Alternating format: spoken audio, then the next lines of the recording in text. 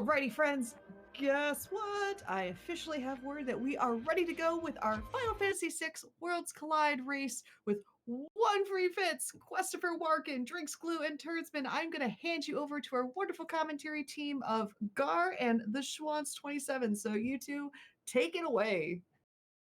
Yo, hey, what's going on, you out there at Randomania land? My name is the Schwantz 27. I am joined tonight by Gar. Gar, how are you feeling tonight? I am so excited for this race, Schwantz. We have a plethora of cool things for you all to see, brought to you by 4 exceptionally talented runners, and I think you all are going to love this. So, first of all, thank you very much to Randothon for putting us on. This is absolutely a privilege for us. And second, how about a little bit of Worlds Collide action? If y'all don't know, this is the randomizer for Final Fantasy VI, which was released back in April of 1994, and probably the best, if not one of the best SNES games of all time. It is one of my favorites for sure, and the randomizer just adds so much variety and interesting things to the game. So I personally am very glad that we get to show this off for you here. Don't you mean Final Fantasy III, Gar? I do not. I refuse to accept that. No. Oh no. All right, so it does look like we are off here, and we start with Locke and Gao and Umaro. So for those that are new to what the heck even is a Final Fantasy VI Worlds Collide randomizer, basically you start with the airship, you can go between both worlds, you start with 3 characters in this particular case, and our game is gated, as we call it, by what characters you have recruited.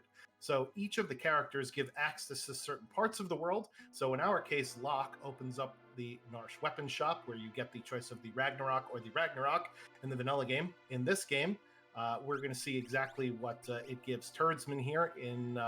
It's going to be a choice between 2 high-tier item rewards, and he's picking up the fixed ice there. So that's what we would consider a first check and a dead check. And the objective of Final Fantasy VI Worlds Collide is to go and beat the final boss, Kefka. And in order to unlock the final boss, Kefka, we have to recruit 6 characters, find 9 espers. We have to perform in an opera, which was one of the donations incentives that was met. So thank you so much for doing that. And we have one more donation bid war that we're going to stop about 45 minutes into the run, which is whether or not we get to save or let Sid die. So let your thoughts be known with your dollars and make sure that you get that in. How is our save and kill Sid donation bid war going so far? Right now, choosing violence is and killing Sid has taken a commanding lead. It can change. We got plenty of time to do that, but right now we are choosing violence. I like to hear violence against Sid. And just in case you all have forgotten, Sid is the gentleman in the yellow raincoat who you find him in the Magitech facility in the original game, and he's kind of like Celeste's father figure of sorts. But he is also a war criminal, if you think about it, and so we would really like to see him suffer. But hey, I understand that not everybody thinks like I do, so please get your donations in if you want to change his fate. So, Gar, why don't you tell us a little bit about what our runners are doing with the first, 5 to 10 minutes of this randomizer? Why is everybody going to chests and looking in different shops? Well, you start out in this game a little bit weak. All of your characters are level 3, and you don't really do a whole lot of damage at level 3, so you want to get off of level 3 as quickly as possible. And the best way to do that is to go and do a little bit of looting. So very, very commonly, the first few minutes of any seed is going to be runners going to their looting locations of choice. Typically, this winds up being the South Figaro basement, in addition to Narsh and perhaps the Returner's hideout. And your goal is to look for primarily offense, but there's plenty of defensive pieces of gear that you can try and find as well. So there's items like the Snow Muffler, which is very physically defensive, or the Minerva, which is very elementally defensive. Those are 2 very, very excellent pieces of armor. But we're also primarily looking for what I like to call the big glowing sticks. Your Ragnaroks, your Illuminas, your Atma weapons. We did already find a fixed dice, and while that's not a glowing stick, that is also a weapon that can carry you through towards the end of the game. Although with that one in particular, we want to pair it with a relic called the Offering, which will allow you to attack 4 times in a row. And I think our runners here are all looking for something along those lines, something that will allow them to get this seed a bit of a jump start. Now, I will say you mentioned the 3 shops in specifically. Why those 3? Are they just easy to get to, or do they tend to have higher end loot? So loot is distributed randomly across every chest. Basically, the way that it works is that every item in the game, like that can be found in a chest, is shuffled amongst each other, and then there is, I believe it's a 20% randomization for this set of flags that's applied to it. So in theory, you can find anything. In practice, most of the stuff that you find is going to be stuff that was available in the vanilla game in a chest. The good news, how about an apple weapon right there? That's a great find. Let's go. But the reason why a lot of runners elect to go to South Figaro, for example, is because there is a very high concentration of chests there. So really, if you're looking for good stuff, it is all about the quantity of chests. There are no spots in the game that have a higher tier rating of chests like there is in, say, Free Enterprise, the Final Fantasy IV randomizer. Here I was going to say there are a few chests in the game that are different, but most of them are event-based. Like, for instance, the chest at the top of the Fanatics Tower will always be a high-tier item because that is considered a check reward. In the vanilla game, it's a gem box. In this game, it'll be something else, right? And the chests inside of Ebbett's Rock will contain coral. They will not contain items because you need to feed the coral to the chest in order to get to the boss there, sort of thing. Right. So, but for the most part, the chests will offer you random items, and the more chests that you open, hopefully the more good stuff you will get. And I know good stuff is not really a specific thing there, so we'll go. We'll try and call it out when we see it. I think that we found an Orlance. We found the Atmo weapon and we found the fixed dice. So those are like especially the fixed dice and Atmo weapon. Those are 2 weapons that will, again, they'll serve you until the end of the game. The Atmo weapon doesn't really come online until about the mid-20s or so in terms of levels. But once you get those levels, it starts getting very, very good very, very quickly. Yeah, so one interesting thing about Worlds Collide, we give our runners 3 Moogle Charms to start off with, and anyone can wear the Moogle Charm. So therefore, you can skip those random encounters that the game is known for if you really want to, or you could take off the Moogle Charm, fight some enemies, and gain levels, because everybody starts off at level 3, and the scaling in Worlds Collide for enemies works based off of how many characters, espers, and dragons you have accumulated. So it's not location-based scaling like it is in some other randomizers. It's based on how far you've gotten along in your seed. And one interesting thing, we do see 1 free fits heading into the Phoenix Cave. This is another one of those areas that, again, if you have lock, you're allowed to get the reward at the end of it. So Gar, with our starting characters, Umoro, Gao, and Locke, what are some other places we can go right now in order to get a reward of a character, esper, or item? Well, like you said, Schwantz, we have Fitz in the Phoenix Cave. He is just about done here. Now, one thing with the cave is that there is a dragon that you could attempt to fight. However, I don't think that Fitz is going to go for it. He is a little bit too weak, and he only has 2 of his 3 party members, so doesn't really represent a good value proposition for him. But we also have Gao. Gao opens up 2 checks. One is on the Veld, where you have to feed whoever it is a dried meat in order to get him into your party. And the other is the Serpent Trench, which is a set of fixed encounters, and then once you get towards the end of the trench, you get your reward there. And then Umoro. And then Umaro. In the vanilla game, you find him in a cave, and so he has 1 check, and that is, well, who is at the back of that cave, if it is not Umaro? And before you get Umaro's Cave, you can go to the Tritok Cliff spot, which is not actually character gated. And that is a third fixed dice, therefore fits at the end of the Phoenix Cave. So this is definitely a gambling seed so far. So if you enjoy praying to the RNGesus as your god, this is the seed for you so far, folks. And as our runners are sort of still doing their looting and shopping, do we have any updates on our bid war, perhaps, or any donations we need to call out here? Oh, we do. Sweet. So Uh-oh. this one person that goes by the Schwantz27, I've never heard of them, Oh no! donated $100 and says, "Here's to saving Sid because he suffered enough wearing that banana suit.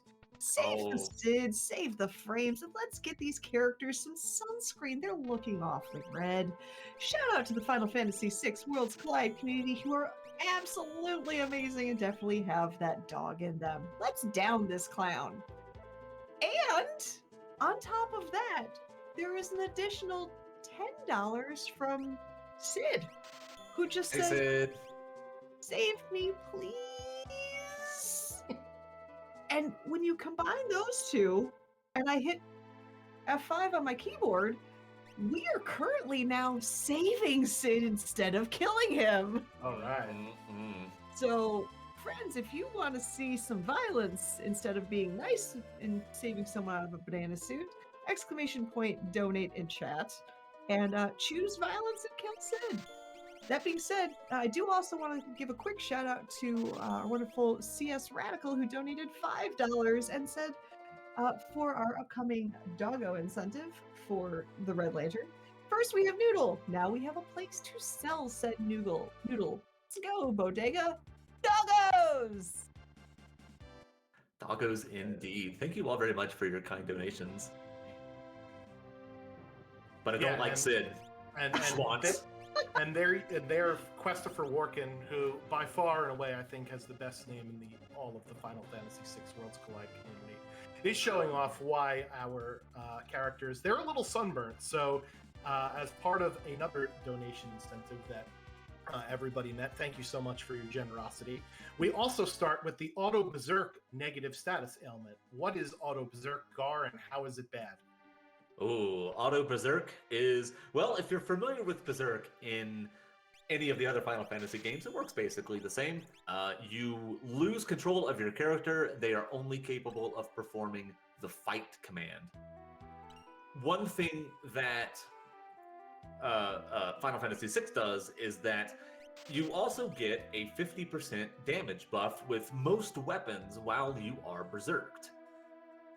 And notably, that includes the fixed dice. You wouldn't think so, but it does actually add that 50% damage multiplier on there. So, Tursman's about to find out the hard way how difficult it is to do the Velt with a pair of berserkers. No, don't kill the ghosts. We need the reward. and the ghost goes by. That is very unfortunate. First boss of the seed, Air Force. Me and Air Force have personal beef going way, way back. Very much a glass cannon, this boss. It will hurt you really badly unless you take it out very, very quickly. And it looks like we've got the fixed dice offering dream team that I know some of our community members either love or loathe. And right now, Gao is just showing his his craps prowess there, taking down Air Force right away. You know, Yeah, rolling them both. Just really quickly, like you mentioned the Worlds Collide community. They're pretty cool, right? Every once in a while. Every once in a while. I absolutely love them. Well, see, that's the correct answer because the Worlds Collide community just donated $250. Woo! All right. And they said, "Thanks for having us. Good luck to the runners. May the best Moogle or Chocobo win." And apparently, y'all are violent in the Worlds Collide community because Kill Sid is back on the menu. Oh boy. Let's go. I tried, Sid. Don't blame me. We do have a community member whose name is Shadow Sid, usually just goes by Sid. And any time that this event comes up with the Save or Kill Sid incentive, he gets involved. So my apologies to you, but unfortunately, Sometimes you gotta do what you gotta yabba dabba do. Yeah, but in all seriousness, the Worlds Collide community is really great. I haven't met another community that has been very inclusive, welcoming, and so willing to jump out and help. When we were pitching to do many of these charity marathon showcases, I had runners that lined up out the door, and in fact, we needed an extra one because one of our original runners had to drop out last minute of this, and we got a substitute in rather quickly. So thank you to the community for being able to pitch in real fast for a hot second there. So appreciate that. Yeah. Speaking of that runner, y'all are so kind over in Worlds Collide because Physics Shebang is saying hi And there he is. Physic. with a $50 donation and bringing up Shadow Sid. So Shadow Sid, I hope you're in chat because a love letter saying from Physics Shebang saying, "Sorry, Shadow Sid, Sid must die. It's known. I'm the traitor. Keep on speeding on, runners, and never forget about that dog in you." Thanks, Physic.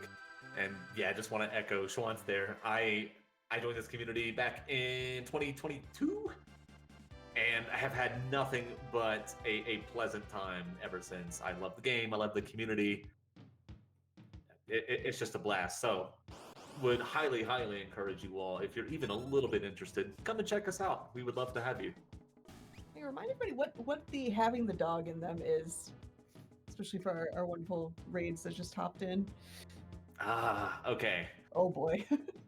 So, you may notice that we have a runner. His name is Drinks Glue. He is very, very, very good at the game. And he, like his catchphrase, if you want to call it that, is that everybody has that dog in them. And that dog is, what do you, like a fighting spirit, I suppose? Yeah, every once in a while, when your back's up against the wall, you're out of Phoenix Downs, and it's just a 1v1. You just have to cross your fingers and hope this is the last hit that's going to kill this boss, is it not? And that's having that dog in you. And I can safely say that all of our runners here, they have that dog in them.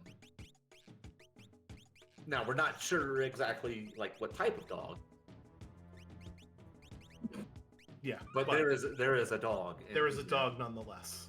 We'll have to figure out exactly which it is. So, interesting developments while we debate Sid's fate and dogs. Christopher Warkin actually is up at the Narsh battle and did find Mog somewhere along the way. Yes, thank you so much, Doggo, for your loving appreciation there. Found Mog somewhere along the way, so Mog does have Magitech on them. And someone, and I'm pointing a finger at myself for those of you that can't see, must have screwed up the flag set because we already have the Magitech full unlock here. So Gar, why don't you tell us a little bit about some of these random abilities that we're seeing? Because not only are they the normal ones that you would normally have in the vanilla game on your characters, but Worlds Collide has also introduced some of the commands that are sort of time-specific, like Banon's Help and the Magitech command as well. Right. So, if you remember from the vanilla game, at the very start, and then at a couple of different places throughout the game, you had the ability to use the Magitech command. At the start, you had the 3 elemental beams, fire, ice, and bolt, in addition to heal force. Well, Terra had an expanded set of abilities, most notably that tech missile ability. Goodbye, Dark Force. Yeah, that roulette had a 1 in 3 chance, and we got it, ladies and There you gentlemen. go. We got him. We got him. So anyway, sorry. Go ahead. Yeah, no worries. So, Magitech, normally in what you're supposed to do with these flags is that if you start with Magitech, you have access to only the elemental beams at first, which are about equivalent to the 2nd level spells of their respective element. However, if you get Celeste or have some other way of entering the Magitech facility and you complete that, that would allow you to unlock the entire Magitech list to include that Tech Missile. And Tech Missile is maybe one of the best spells in the entire game. Yeah, it But- basically ignores magic defense. It's non-elemental and it's single target, right? So, and Right. it also inflicts the sap or seizure status too. So your enemies will drain HP. And that was a Valiant Knife from Kefka at Narsh, which is really nice to go with our offering and our lock. So in Worlds Collide, in this particular set of options, there is a 33% chance that a character that wouldn't be able to normally equip something could equip it. However, Locke in the vanilla game can equip the Valiant Knife, so we already know we have one character with it. And there's another character at the end of the Serpent Trench. It is our Oh. gambling man, Setzer. So we already have some fixed dice for him. And there's the Katana Soul to give us that offering that we were talking about earlier. Yet another offering. So with Mog and with Setzer, now the world is opened up to us a little bit more. Mog has two different checks, the first of which being the Lone Wolf Chase, where you go all the way up to the top at Narsh, which is why Christopher Warkin ended up doing the Kefka at Narsh check. And we also have this Moogle defense check, where in the beginning of the game, Terra falls down a hole, and the Moogles come to rescue you. Excuse me, on the other side of things, Setzer... Sorry about that. Can you take over for me, Gar? I sure can. So Setzer is maybe one of the best characters in Worlds Collide as far as his checks go. He gives you access to the Culligan Inn, which is where you would normally find him in the world of Ruin, but you can also find his reward in the world of Balance, same location. He gives you access to Daryl's Tomb, which is where you would find the airship for the world of Ruin. And then he also allows you to do something called Searching the Skies, which allows you to go right to where Doomgaze is, rather, just allows you to fight the Doomgaze boss right then and there. So it's 3 relatively quick checks, which is why he is so beloved as far as his checks go. Speaking of beloved, if you are a subscriber of the Worlds Collide Twitch page, you have a Dabbing Yeti, and we have a Dabbing Yeti on screen fast. I guess this is some Yeti on Yeti action. So that is, I don't know if can we show this on screen? Can we get a ruling from our hosts, maybe? Well, we'll find out if the TOS kicks in. We do get Bahamut as the reward there. So the other thing is, Turdsman is fighting a Gold Durgan here. So, Gar, tell us a little bit about why dragons are so good to be killing in Worlds Collide. I love dragons. They are usually very, very difficult to kill. The Gold Dragon here is one of the ruder ones. But should you take it down, you get a ton of experience. You get a ton of magic points, which is what allows you to learn the spells that are on your espers. And you also get 2 high-tier items. You get his normal vanilla drop. I forget what it is for the Gold Dragon. I think it's like a crystal orb. Yeah. And then you also get another high-tier item that's chosen at random. So that one could be anything. An interesting thing from 2 of our other runners heading into the Colosseum. So in Worlds Collide, you can keep the Colosseum enemies and rewards vanilla, or you could randomize it. And in order to help with that randomization, we have created sort of a rewards menu. The thing on the left-hand side is what you're betting. The thing on the right-hand side is what you're receiving. Now, you could have as many items show up in that rewards menu as you want. You could leave the whole menu wide open so you could see every single reward that you bet for, or you could do a subset. In this case, we do, I think, between 100 and 120, something That along sounds those right. lines. So it's about half of the rewards you can see, and half of them are John Cena. Can't see him. And speaking of things that are not able to be seen, how about a Valiant Knife there as a drop from the Gold Dragon?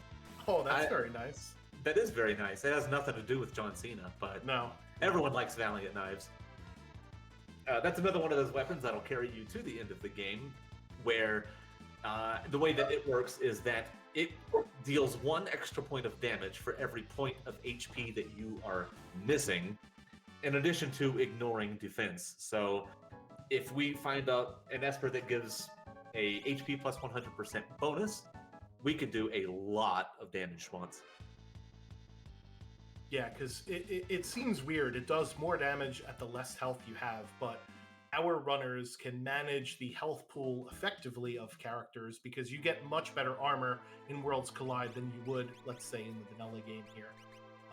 We did search the sky, and we have a Flame Eater in the sky. I think this is the end times, giant fireball coming towards you. That's never a fun thing. And That's we have an Atma weapon sighting over on Turdsman's screen, and he did learn Ultima. So in Worlds Collide, we do allow Ultima to be taught to our characters. You could get it from a Esper. So Esper spells are randomized. Or you could get it from uncursing the Curse Shield and then learning it at a ×1 rate from the Paladin Shield, which is probably how Turdsman did it. In order to sort of curb how OP Ultima is, as we've got a confused Setzer there killing his own team for Fitz. Sorry about that, Fitz. In order to curb how OP Ultima is, we've set the casting cost at 254 instead of the vanilla 80, so that sort of helps cut down on the big blue bubble spam. Now, with that in mind, there is a relic called the Economizer, which will set the mana cost of any spell that you cast to 1. MP cost, mana cost, my goodness. It's the same thing, y'all know what I'm talking about. So, Yeah. the game to include some of the more powerful ones like Quick. So that if we're able to find one of those, then we might be in a really, really good spot. Because Ultima is a very, very safe spell to cast. Nothing resists it, and it does a bunch of damage, even on characters that don't have a lot of magic power. Oh, Turdsman. Finding out the hard way. All of those enemies were undead, and the way that the wing edge works, or any instant death weapon in general works, is that if your target is undead, it will automatically proc. Unfortunately, since they're undead, they come back to life. At full HP, which makes it even worse. So I did notice we also found Cyan at the top of the Lone Wolf check, so one of Mog's checks. Cyan does open up some more checks for us to do. He opens up the Mount Zozo check, where he's writing love letters to whomever, or in this case, it is whatever is writing love letters to whomever. Lola. Yeah. How could you forget? And also opens up Doma Castle in the World of Balance and Doma Dream in the World of Ruin, which is actually a 3-part check. You can get 3 rewards from that area, and that is Edgar stomping down the stairs for Turdsman. So one of the great things I love about Worlds Collide, Gar, is that there might be more than one way through a seed, because Worlds Collide, the concept isn't a key item hunt, as it is in some other randomizers. It's how can I get to a certain number of characters and a certain number of Espers to go ahead and beat the game. So there may be more than one path through a seed, depending upon what the requirements for said seed are. Yeah, exactly. And I love the fact that this seems to be one of those seeds. I like the fact that we get to show off just how wide your experience can be, just how varied it can be, even within the same seed. So Edgar, very good character in general. He has a fantastic equip pool, meaning that he can equip just about everything that you would want to give him naturally. And then we also, like Schwan said earlier, we give all characters a 33% chance to be able to equip any piece of armor or any weapon or what have you that they otherwise could not. His checks, they leave a little bit to be desired. They are a little long. But yeah, it depends on how spicy you're really feeling and what the seed is sort of giving you. It does offer the Check the Throne check, where you can get basically a free reward. But his other 2 checks include the Figaro Engine Room, which is where Gerard goes and fends off the Grabby Pasta in the vanilla game, and then the Ancient Castle, but you have to beat the Figaro Engine Room before you get to the Ancient Castle, so it's all sort of clustered in one area. So it's about a 5 to 7 time commitment, and you can optionally take a dragon when you're down in the Ancient Castle as well. And it's only one reward in the Ancient Castle. It's not both Odin and Raiden. It would just be where the vanilla Raiden spot would be. Yeah, in Worlds Collide, you can actually have both Odin and Raiden at the same time. In the vanilla game, you would have to trade Odin for Raiden. Here, we let you get both. We're nice like that. We're somewhat generous. It's very thoughtful of you. I also read that there was a realm inscription on this tomb. So Daryl's tomb is going to give us yet another character, our murder child, as she's affectionately known in the Worlds Collide community, because her base magic stat is off the chart. And in Worlds Collide, we do randomize the stats of the characters within a certain 80 to 125% range. So even if she rolls low at the 80%, she'll probably still be a welcome addition to the party if we're going to use some magic spells here. Let's see what command that she has. And it's Blitz, which is based off of your magic stat, so that would be a nice one to have. But if I know Drinks Glue, he loves his Yeti, so he's not going to swap out Umaro just yet here. Drinks Glue is a man of the people for sure. Wants to keep the Yeti in, wants to show off just how powerful he can be. And he can be very powerful. A lot of people in the Worlds Collide community know that I am not really down on the Yeti. I think that he causes more problems than he solves.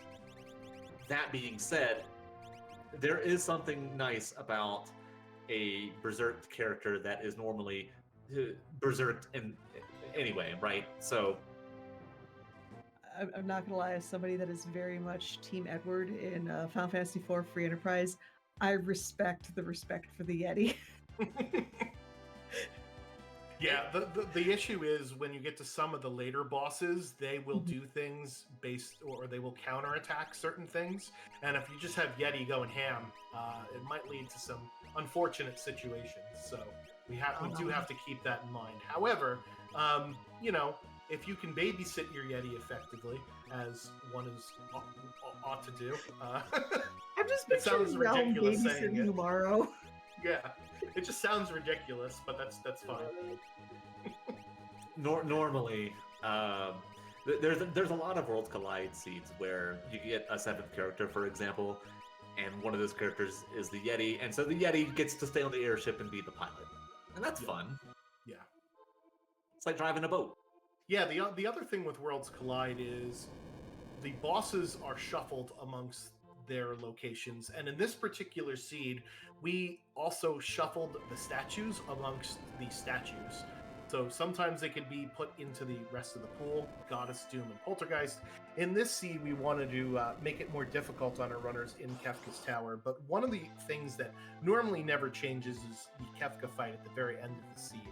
So our runners are not only preparing for what their next challenge is in terms of boss, but they're also constantly thinking about, well, I got to kill Kefka at some point, and how do I do that? And that's where sort of Yeti falls a little flat. Just a little bit. Now, if the Yeti is able to equip the Atma weapon, for example, which is entirely possible, then he becomes a little bit less of a liability, especially on some of the statue fights. Still not my favorite.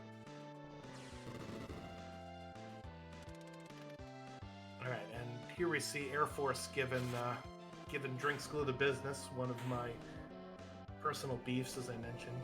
So, in this flag set where we do have Auto Berserk, there are a couple of ways to mitigate that, and that's through the usage of relics. So we do have ribbons, which nullify all status ailments, and then we have peace rings, which specifically nullify Berserk. So we'll see if how many of our runners, probably during their looting and shopping phase, which took place, I don't know, quite some time ago now, 20 minutes ago, they probably looked around for this stuff, and their bills are based on how many of those they found, if they found them at all. So, at least a couple of characters, or at least a couple of racers have. I'm not sure if it's specifically ribbon versus peace ring, but in any event, Berserk is, once again, it is very much a liability. And so, generally speaking, you want to have as many of your characters unberserked as you can. That being said, there are plenty of times where you are totally okay with having your party berserked because you're full of physical damage dealers and you want that 50% extra damage. Yeah, so chat mentioning that Genji gloves trade for peace rings in the Coliseum. I don't know if anybody's going to make that trade because they want their Genji glove for their double wielding of weapons, which is what that relic does. But just in case you really needed one in a pinch, you know where to find one. So we do have two of our runners doing Realms 2 checks. Drinks Glue is doing Esper Mountain, which is the check where you recruit Realm in the world of balance in the vanilla game. And then One Free Fits is doing Owzer's Mansion, where you recruit Realm in the world of Ruin in the vanilla game. So the checks or the world events that get opened up in Final Fantasy VI Worlds Collide are generally tied to, the character story arcs. It's a little counterintuitive, right? You can't go and do the character arc story point until you have that character. But once you associate character with check, it sort of makes a little bit more sense. Yeah, I think that is maybe one of the biggest hangups with newer players to the community. And in my experience, it helps to kind of think of it as like each character is a gating key item that allows you to explore more of the world and unlock more characters, which unlock more of the world, so on and so forth. I just want to cut in really quickly because I know we're getting a little bit close to finding out if we get to choose violence or not against Sid. So this is going to be probably one of the last calls to make your thoughts known on whether or not we are going to be saving Sid or killing Sid. ! Donate in chat. And you can put your donation toward that incentive, or you can check out any of the other awesome donations that are also open if you're fine with the current option of violence being chosen against our current wonderful banana suited Sid. As much as Schwartz tried to prevent that. I tried. So what are some of the other bid wars or incentives that are currently underway? Because I think Sid finna die here based on the donation difference. So why don't we give some shine to some of the other bids that are going on here? Sure thing. We have a trio of runs from Submind that's coming up later on this evening, and one of which is called the Red Lantern, and we get to choose a doggo companion. Right now, our top two doggos are Bodega and Noodle, but if you'd like to see, let's see, Barkley, Finn, Gale, or Slayer be a doggo companion on the journey, you can choose that option.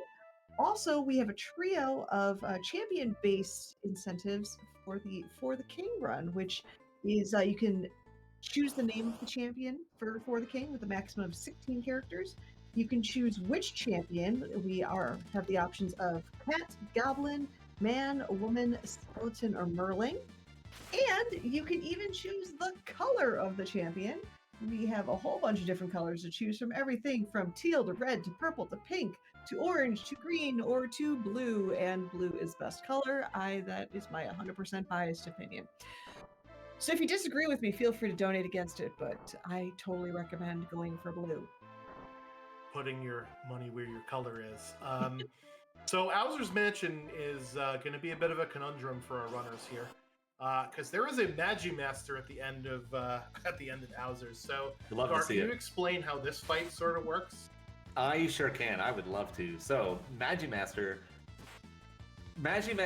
likes to cast a lot of spells at your party. He has by far the highest magic of any monster in the game. So those spells, even at lower levels of scaling, will just do tons and tons of damage. And additionally, anytime he gets hit by anything, he casts that wall change ability. What that does is it makes him nullify 6 elements, absorb 1 element, and become weak to 1 element. In the vanilla game, you're intended to use the scan ability to see what his weakness is and then hit him with that weakness. Here, since we are able to actually use the fight command, we can swing our Valiant Knives and our Fixed Dice to hit him and take care of him before he manages to do anything too terrible to us. incredibly high physical evade and physical defense, very high magic defense, even if you hit him with the correct spell. So defense ignoring weapons like the fixed ice and the Atma weapon, as well as non-elemental things like flare. But you'll also notice that Magimaster did not cast Ultima upon death like he does in the vanilla game, and that's just due to the way in the randomizer you're never guaranteed to find the life 3 spell. So we decided as a community that cast Ultima on death was a little bit too overpowered for Magimaster, so he does not actually do that during his battle script, because if you don't have life 3, this could be a real roadblock for your team, if you will. It would be just way too messy. Now, you can, in the settings, you can re-enable that flag if you so desire. Because of how the elemental scaling works in Worlds Collide, he may not actually cast Ultima. He may cast some other non-elemental spell, depending on what his scaling actually is. But that also has a very high chance of killing you outright. So, in the interest of fairness, we just let it be. Yeah, so one of the things I see in the chat mentioning, you can drain his MP. That is, you can still do that in the randomizer. However, this is a speed run after all, and ain't nobody got time for that.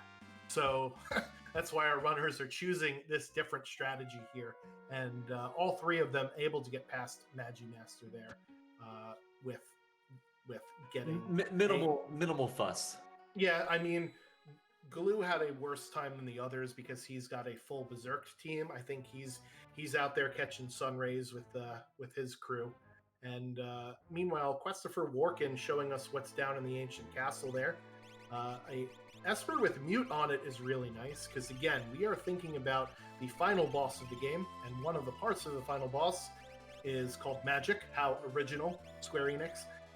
Only does magic, if you couldn't tell, but he has one fatal flaw. He can be muted so that he cannot cast magic spells, making him thoroughly useless in the final fight. So mute is a wonderful thing to find on an Esper there. It is very, very nice. And we'll talk a little bit more about that once our runners start getting to about that point. Right now, though, we do see a lot of divergence. There's Strago there in, what is that, Esper Cave? Yeah, that's Esper Mountain. And this is, again, going to be another tricky fight for Glue. Oh, he's got Fire 3, never mind.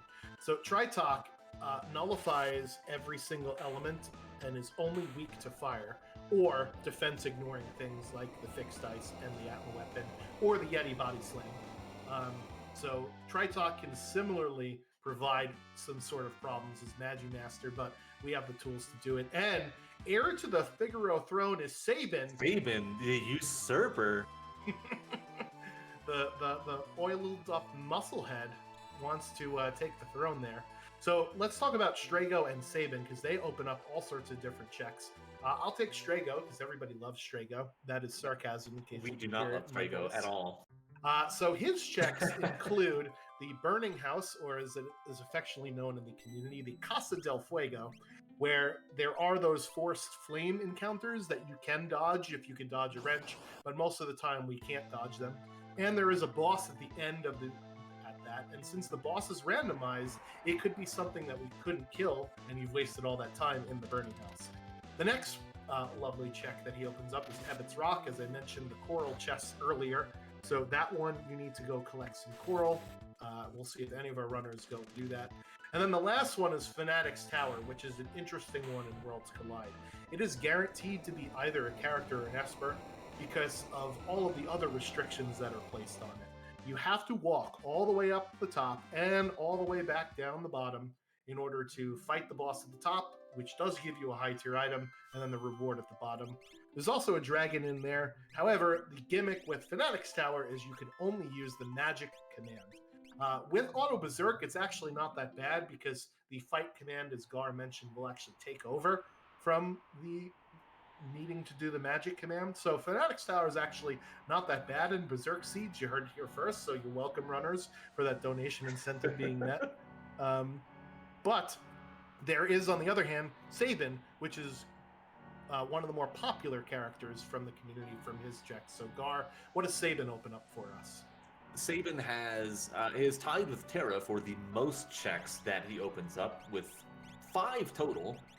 The first one is the Imperial Camp, which is where you first find Cyan, where Kefka in the vanilla game poisoned the residents of Doma. That's just a series of 4 fixed encounters, and then you get your reward. He opens up the Mount Colts check, which is where you find him in the vanilla game. You just have to fight walk through the mountain there, fight the boss, get your reward, no big deal. And remember, we have Moogle Charms, so you don't have to do that long, treacherous walk with all those encounters. You can skip them if you want. Skip them all if you want. Exactly.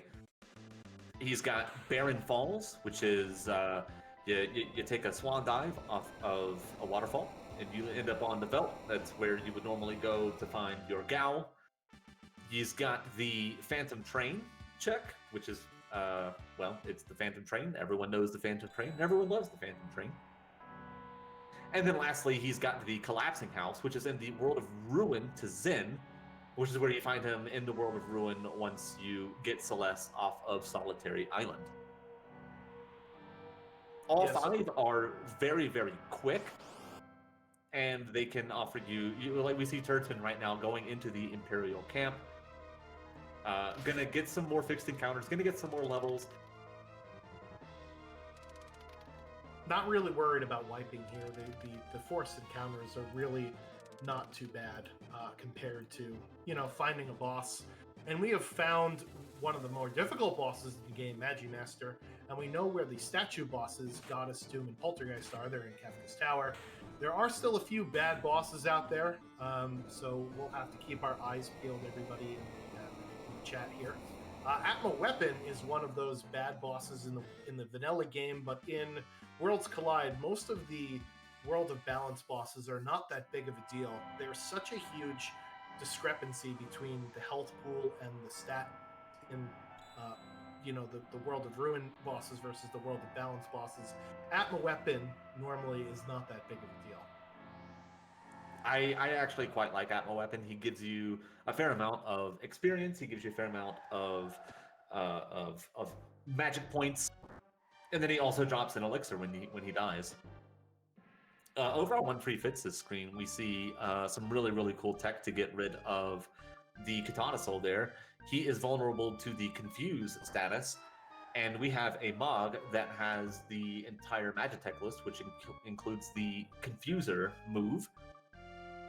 But you could also set it with Muddle, for example, or the Stone Lore. And once he is confused, the Katana Soul has a chance to cast Slayer Edge on himself, which will instantly kill him and give you all your money and your offering, which is very, very nice. So I'm noticing the time is around 45 minutes now. So I think it's time to, get our last minute snipes of saving or killing Sid in. But what is sort of the status of that right now? Oh, Sid's going down. Oh, yeah! All right, so we'll maybe give it another 2 or 3 minutes just to make sure there is nobody to save Sid's Keister in the next couple of minutes while our runners continue to fight this out. We are in Cyan's Dream for Christopher Warkin, as we mentioned, a 3-part check, only 2 bosses. And Turdsman has given us the Phantom Train. You can actually check the reward in the caboose before you continue onwards, just to make sure that you actually want what's in here. And looking at his characters, I missed it. Is he at 9 characters or is he at 8 characters? And I think he's talk at about 8. the skip. Okay. You want to talk briefly about the Kefka Tower skip and what that sort of is with these options here? Yeah, sure. So normally, in the vanilla game, when you are ready to take on Kefka atop his tower, you have to land at the bottom and then climb your way up. Well, Worlds Collide introduced something that we call the Kefka Tower skip. And what that does is it puts you at the switches that allows you to fight the statue bosses and guardians. So basically you get to skip a bunch of walking in addition to the boss at the Inferno spot. it can save you anywhere between 5 to 8 or 9 minutes, depending on what the Inferno boss is. So it does represent a pretty decent value proposition, but it's countered by the fact that we're not going to make it that easy to get. So what our runners have the option to do is get 3 additional characters or 3 additional espers beyond that 6 character 9 esper unlock requirement. That will open up the skip for them. And alternatively, they could accomplish 22 checks just in general. So if you do any of these story beats, like if you accomplish any characters' checks, or if you kill a dragon and a handful of other things as well, that counts as a check for the purposes of the Kefka Tower skip.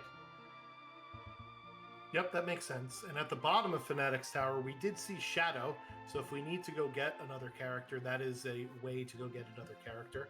Shadow opens up several different checks, including the Cave on the Veldt, where you have to rescue him in the vanilla game with his doggo. He also opens up Gao Manor, where you recruit him in the vanilla game to purchase his services, if you will. And then he also opens up the 3-part floating continent check. So that's something you could do with Shadow, and it will give you at least 2 guaranteed Esper or items, Esper or characters rather, because it is such a long and arduous check. All right, so I don't think we've gotten any help from Sid. Is any help on the way for Sid? If by help you mean killing Sid. We are in fact sending Sid to the farm upstate. All right, I will let the runners know, and thank you so much. I do have $525 for Ooh. kill versus save Sid. Thank you so much for all of your generous donations for Nami. That's absolutely amazing. Yeah, thank you all very, very much. That's exceptionally generous of you all. We really appreciate it. All right. Turdsman, giving us our first peek at the opera. All of our runners here required to do it. So we will see this scene again 3 more times, but it's great every single time. So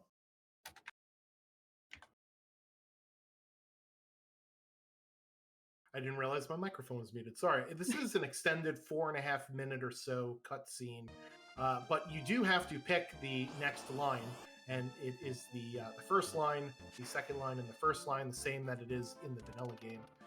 And you do have to dance around with the prince and throw the flowers off. So it's about 4.5 minutes in general to do, and this can be a good segue into our objective system. So with Worlds Collide, this particular seed requires you to unlock Final Kefka with some characters and espers, but also completing some quests. And there's a list of quests that sort of have story beats with the vanilla game, one of which is perform the opera. The other we already know is saving and killing Sid. There are things like helping the injured lad in Miranda who writes to Lola, a few times. Some of the smaller story beats that are in the vanilla game that are pretty cool, but don't really have a place in the randomizer because it's not like they're tied to a character or they should reward a check. You could make them reward something else, either to unlock Kefka, or you can make them reward a high tier item or whatever you want. So the objective system is pretty powerful and allows for a lot of customization within Worlds Collide. So you could sort of make this randomizer however you want to play it. It was one of the other great things I love about it so much. 100% agreed. And again, want to invite all of you to take Worlds Collide out for a spin. It is a ton of fun, and we have a wonderful community that would be more than happy to help you out with anything that you might need help with. And there is a lot to learn about the game. So for that, we do have a mentor program.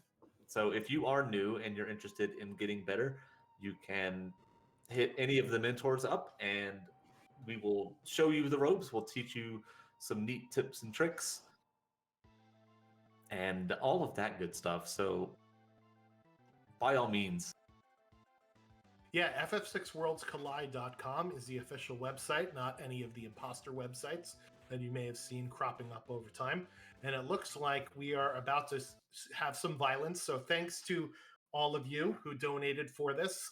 Drinks Glue is about to feed Sid some poisonous fish, or just let him rot in bed. So how the saving or killing Sid mechanic works is that Sid has 120 HP and he loses 1 HP per second. If you feed Sid one of those fast fish, he'll gain HP. If you feed Sid one of those slower fishes, he'll lose HP. But if you just do nothing for 2 whole minutes, that's 120 seconds for those of you that can math. Can't believe I just mathed correctly on stream. But if you just do nothing for 2 minutes, you could also kill Sid. And it looks like Glue is going to be taking these slow moving fish, feeding them to Sid, and he will get progressively worse until eventually he will be with us no more. And that means we can go finish up our seed here. If you want to reset the fish that appear in the pond, you have to talk to Sid once again, and he will, sort of reset the fish. If you want to reset Sid's status, is there you see him say goodbye. So Glue has effectively done the to Sid. If you want to reset Sid's status and make him pop back up again, so you can either save him or kill him a second time if you're a masochist, you could go up to the cliff and geet yourself off, and that will reset Sid's status there. So this is one of those cool quests that are part of the vanilla game. Didn't really have a place in the randomizer, so we decided to include it as a donation incentive, and Sid has gone bye-bye. He's now disappeared, as a matter of fact. So yeah, that just verifies that he is in fact dead and that we have completed the kill Sid objective for Drinks Glue. If you want to save him, on the other hand, you do need to feed him the fish that are faster moving. And remember, he's dying every second, literally. So you got to be quick with it. But thankfully, the fast moving fish, as they move fast, they will move towards the shore more often than not. So it's a lot easier, I think, to save Sid than it is to kill Sid. So that's why I picked save Sid. I was trying to make this a speed running contest after all. Trying to save the frame. Putting my personal beliefs aside, Gar. Oh no, sir, not me. So one prefix taking out the senior behemoth, senior behemoth, Stronium behemoth, super behemoth, SR behemoth. Yeah, chat can have a field day as what they think SR stands for. I personally like Sriracha behemoth. I put it on all of my favorite foods. I do like Sriracha. What I wanted to note about the Sriracha behemoth is that he has 2 forms. The second form is undead. And normally in the vanilla game, you're able to throw a phoenix down on him and kill him outright. However, we thought that that was a little bit too easy. So we have what's called the no undead flag enabled. So instead of using a phoenix down or a revivify or anything like that in order to kill it, now you can use things like Doom or X Zone in order to kill those monsters. And we do see a green-haired girl at the bottom of Barren Falls. That is Terra. I think, did we accidentally stumble upon a Pokemon randomizer? Like, how many characters have we seen? I know there's 14 of them, but do we have all of them? Not quite. We're still missing Celeste. Okay. And Go-Go. But I don't want to see Go-Go. And why do we not want to see Go-Go? Well, okay, I'll give the serious answer. Go-Go, you can give Go-Go any of the abilities that your party members have, with some exceptions. You can't give him the Magitech ability or the health ability, for example, but you can give him most of the other ones that your party has access to. So on the utility front, he is very, very powerful.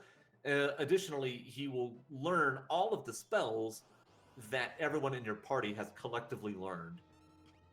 However, his stats are extremely bad. They are just not good at all, and that limits his viability severely. There's only a handful of things that he can do reasonably well, and I don't think that our party is very well set up for that. Gutter tier Go-Go, if you will. And the other thing about Go-Go is Go-Go cannot equip Espers to increase stat bonuses. So some espers in Worlds Collide, it's like an 80% chance or some other math, have a chance to put a statistic increasing value on Esper upon level up. Since GoGo cannot equip Espers, they can't get any additional stat bonuses beyond what they're stuck with at the base there. So even worse in the stats department. And Terra opens up 5 checks that you mentioned, similar to Sabin. I don't know how many of them we'll see. Hey, who's on the list? Oh, did somebody call a shot? Oh my goodness! Somebody in the chat called it. I see it. I see a Celeste and Zozo Mountain. Oh my goodness! Can we go buy a lottery ticket, please? Gosh, that is this really is like very much a Pokemon seed. Yeah, that was insane. Congrats on you, Lagzuzu. Almost like Lagzozo, which is where Celeste was. That's probably what happened there, right? So. Dance and Natural Magic, interesting combination of abilities on Celeste. Yeah, probably not good enough to make the cut, unfortunately. And we do see the unlock KT skip message there for 1 free fits. Yeah, I think several of our runners have done it with the 9-character route here. We've just had characters everywhere, which is pretty interesting because it allows for a lot of divergence that we mentioned earlier. So Terra does open up 5 different spots. The Cave to the Sealed Gate, which you don't have to fight any enemies for to get the reward. Also opens up the Welk spot, where you fight a boss, get reward. Also opens up the World of Ruin Mobilist spot. You could talk to a little girl downstairs, and today the Aura Lance was the little girl's mommy that we didn't want to take away. And we found them all! We found them all! What?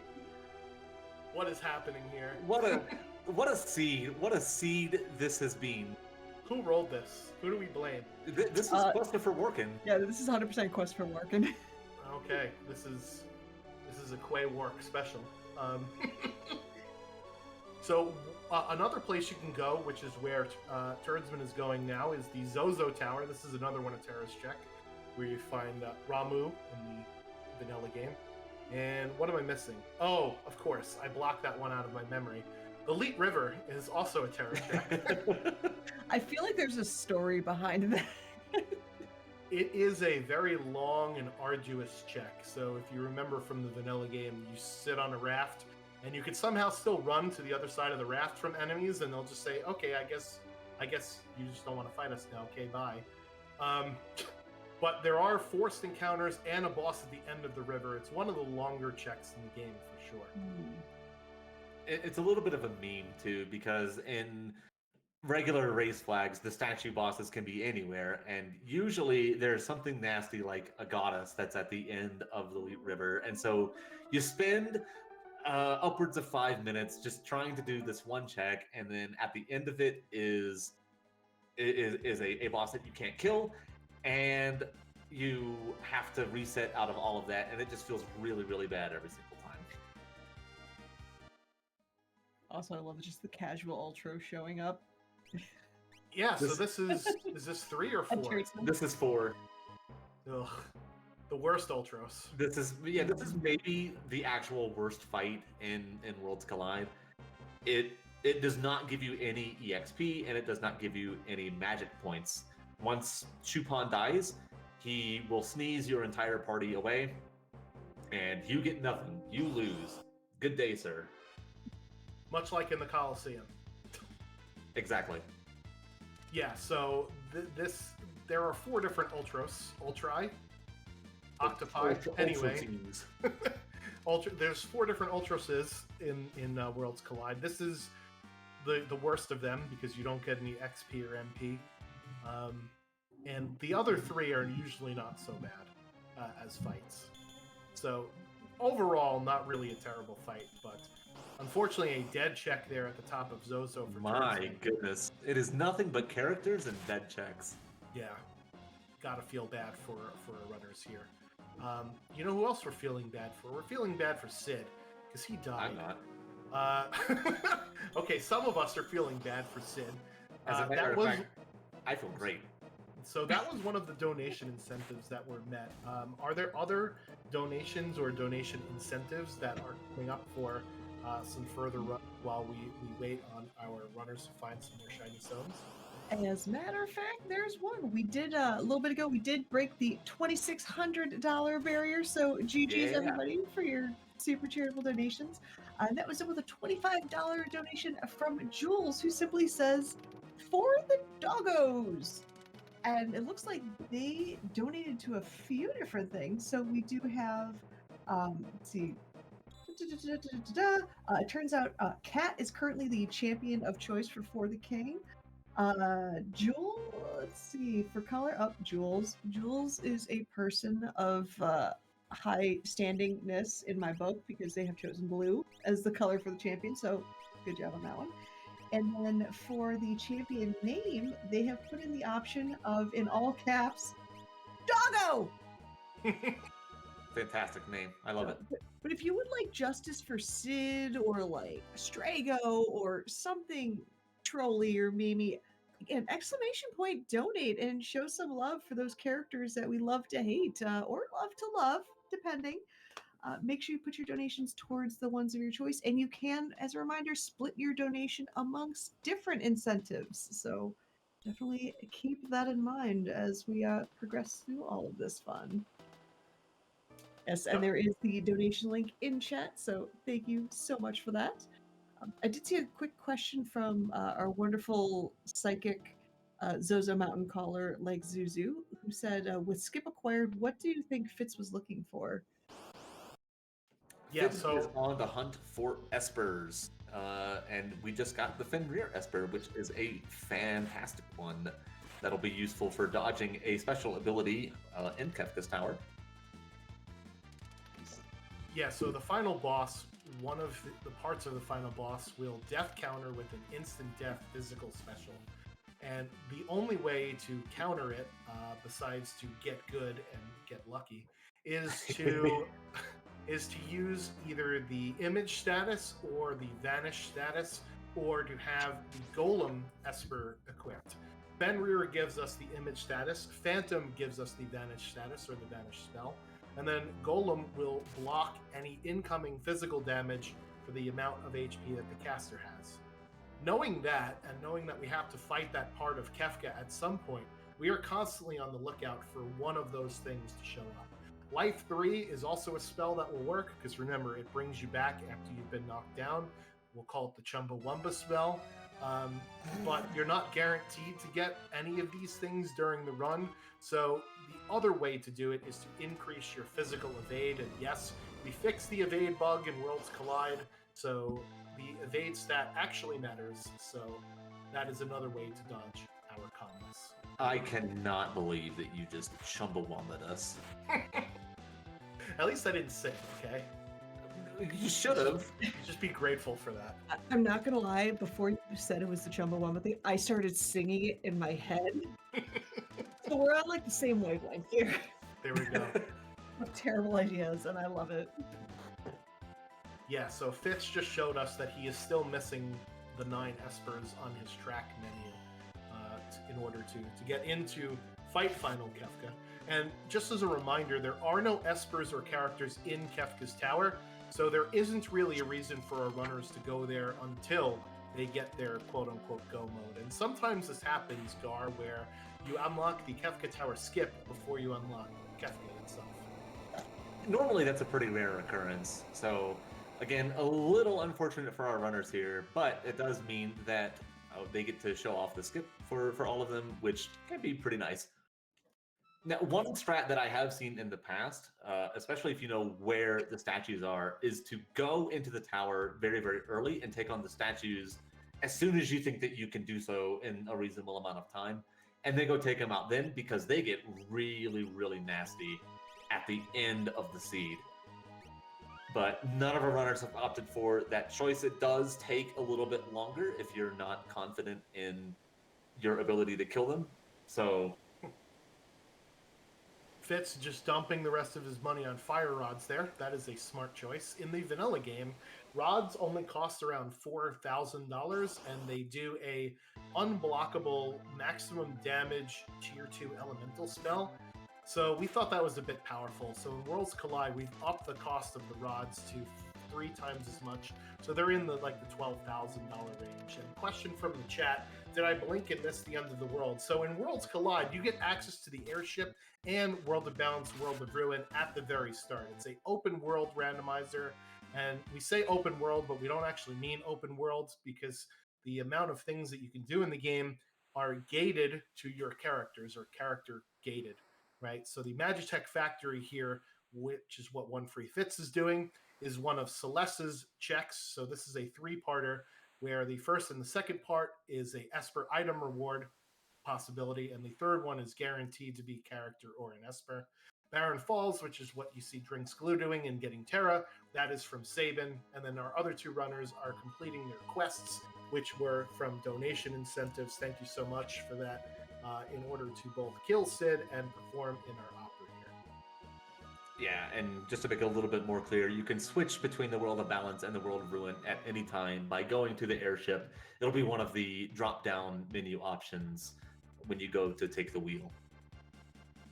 And Fitz finding some fish in the Magitech facility. This is not exactly where I would think to go and get my tuna, but...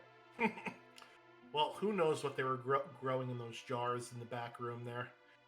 That Sid, he was not only experimenting on espers, but he was messing around with fish too. I guess it's kind of poetic justice that we're feeding Sid all these disgusting fish, right? Yeah, it makes sense now. Yeah, okay. I've got it. Love the violence justification we're going for right now. Oh, 100%. So the dialogue that Sid actually gives you, you can tell how much HP he's at based on what he says. The dialogue, I don't have them all memorized because that would be insane, but the dialogue does correlate to a range of HP thresholds, and the closer he gets to death, sometimes he gets nicer, and then other times he just starts coughing all over you like he's Chupan.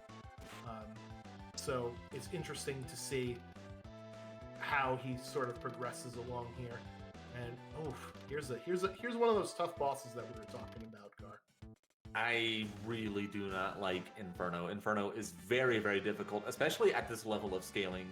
He's got 3 different body parts there, his 2 arms and that main body. And the main body likes to counter with that Sobat ability, which is a very high physical damage dealing move.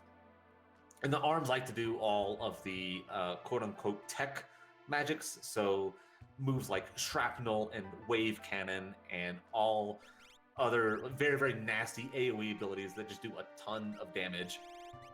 Maybe like the worst combo is the launcher into an AoE. Launcher is, oh gosh, it's 8 missiles. Each missile does half of your current HP. So it can get bad real fast. It is awful. So I don't think Sobat's a word. I tried it in Wordle one time, and it just said not in the word list. So I don't know what Ted Woolsey was smoking when he did the translation for this game, because that's not a word, Ted. Don't try and put that in your Wordle for the week. It's just not going to give you anything. I think it's fine. Turdsman is getting desperate. You know why? He's in the auction house. And the auction house can sell up to 2 espers, and in our flags, we have capped it at 1 maximum. And how the auction house works, as we just see Cyan fall to his death. Everybody say bye to Cyan. Bye, Cyan. F's for Cyan in the chat. So how the auction house works is you have a $50,000 item, a $20,000 reward, a $10,000 reward, and a $10,000 item. If you buy the $50,000 item, the chances of you getting your $20,000 reward, which is an Esper, go up by 50%. So that is why we try to carry a lot of cash into the auction house and buy up the items that aren't the Esper, so the Esper shows up more often. And I think we got our first runner into Kefka's Tower here, a skip. So this is what the statue skip gets you. You get right on the switches there.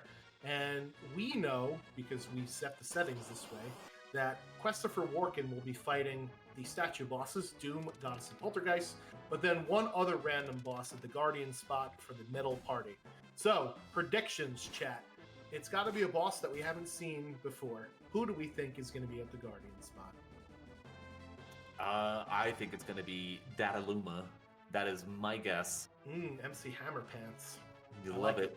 Turdsman with his unlock there, so going to be right behind Christopher Warkin going in to Kefka's Tower. I'm going to do my favorite jazz band of Final Fantasy VI. We'll go with Haydn and the Haydn Knights at the Guardian spot. Oh, man, that's the worst punk band. We see Poltergeist here on the left-hand side. This is where Doom would normally be. Poltergeist probably the worst of the three statues. He counters everything that you do with all kinds of really nasty stuff. He can stop your party members and then use a move called Blaster to instantly kill them. He'll switch to spamming Meteo, or whatever Meteo scales up into later on. He casts that Shrapnel ability, which just hurts. Yeah, no, it's not fun. Ifrit Shiva sighting there on the bottom for Fitz doing Ebbett's Rock. So that was a check I didn't even know about in the vanilla game until the randomizer, actually. And there it is, gets an Esper, so hopefully that'll be his go mode. Although I didn't see the message pop up, so I don't think it is. I don't believe that he's done the Opera House yet, so... Oh, okay. That makes sense. And down goes Poltergeist for Christopher. You see the power of that Valiant Knife there. I believe it was a Merton that got cast that brought him down to about 200 HP. So Valiant Knife, very risky, but also very, very, very powerful, allowing Christopher to do about 20,000 damage over that whole round there. Yeah, especially pairing it with the Offering, which allows you to swing 4 times per turn. And I think he's got the Genji Glove too, so that makes 8 times per turn, which basically equates to everything on the screen is dead. So we do have some other predictions from chat. We have Stooges, number 24. We do have a Train. We do have Realm with Blitz, so if we do get a Phantom Train, we may be able to suplex him if the right party is in the right spot. Unfortunately, for Christopher Warkin, he does not have Realm in this spot, so if it's a Train, his seed cannot be validated.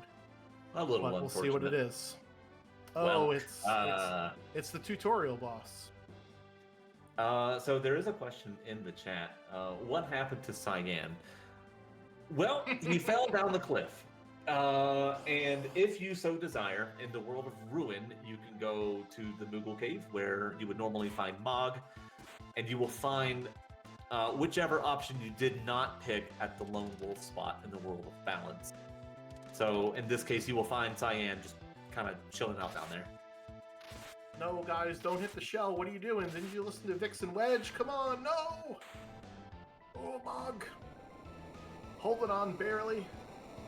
Yeah, you can't spell Cyan without Sia, as one of our community members famously says. So that's why we said goodbye to Cyan. And we've just got a Go-Go versus a Welk now. And Christopher Warkin he paid for the whole seat, but he only has the edge here. 47 HP on Go-Go. And that is Drinks Glue, I believe, getting his Kefka unlock finally. So he'll probably be right where Christopher Warkin is at the statues. Switches, because he's done the Sid stuff and the opera stuff, if I'm not mistaken. I believe he has. Yes, he has done everything necessary for him to enter. So Turdsman also here at the Welk's fight. So Welk is one of those well, I guess I should say it is actually a deadly boss because Christopher Warkin showed us why. But normally this boss is just a terrible waste of time, especially when he goes into the Gru hole. Just unbelievably annoying, just waiting for us to attack, not at shell. So it looks like we got a real race here on our hands, though, Gar. Isn't it amazing with all of the different paths and winding roads that we've taken? We're basically all at the same part at the same time. Beautiful. I love it. And there's the Gru that you were talking about. We're not talking about the guy from Despicable Me. Don't hit the Welk in the Gru hole. That is Vixen Wedge advice right there.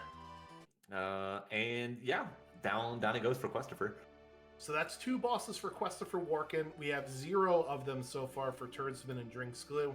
So normally it's very difficult to figure out who is ahead in this randomizer because, as we mentioned, you could take many different paths to victory. But Questifer Warkin having a 2-boss lead now in Kefka's Tower, I would safely say that he is at an advantage so far. However, these statues, Gar, can present all sorts of problems for a party that may or may not be ready for it. And this is Goddess. So,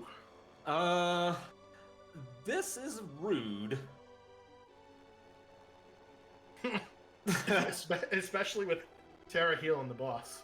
And it's rude because of that love token ability. And basically what that does is anytime anybody would do a physical attack, the person with the love token will take that attack instead. So since Terra is berserked, the only thing that she can do is the fight command. So she will just fight herself until she dies.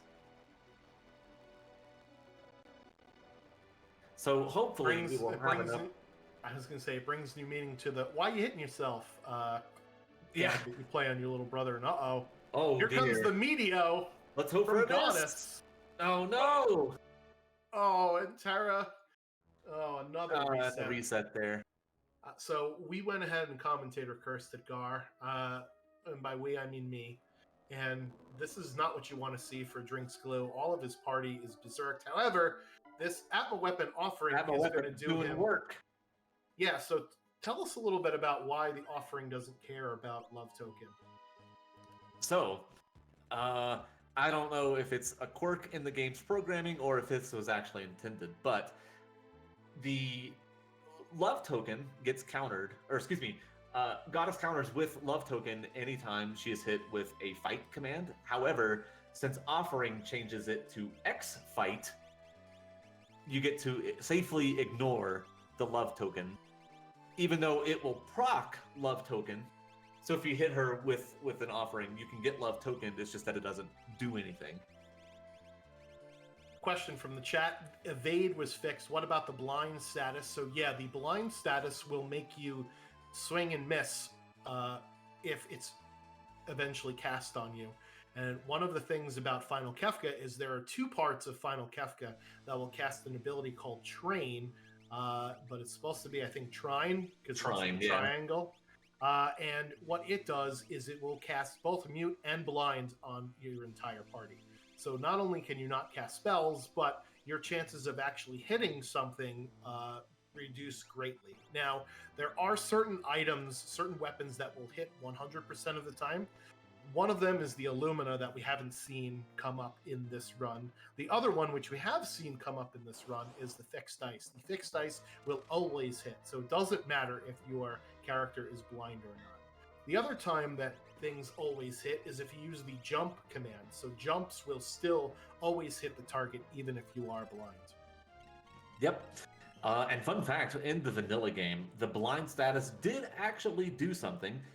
If Strago was afflicted with blind, he would be prevented from learning any lores that fight. Yeah, you can't witness lores when you got sunglasses on. Doom goes down for Drinks Glue, and Goddess goes down for Questifer Warkin. We've got a nail biter on our hands, folks, as they both have just one more boss to go. Warkin has to take down Doom, and Glue has to take down Poltergeist, who is what One Free Fits is doing battle with here. I do believe that Turdsman also has to take down Poltergeist. I don't believe that he has been on the left wing yet. I might be wrong about that. Yes, you're right. Yeah, so our runners usually will take their middle party with their 2 better characters to do it. And it looks like we got some memery going on over here. Uh-oh. Gotta love it. So I did give the runners a set of rename cards. So in the vanilla game, once you name your character, you cannot change their name. And in Worlds Collide, you are allowed to give a set of rename cards to rename all of the characters to whatever you want if you'd like to do that. So memes incoming. He already wins the seed. First to first to rename one of his characters. That's our win condition here. Well, so the unfortunate thing is that Christopher also skipped the validation chest. So I don't know. We're gonna have to have a judge's ruling on that one.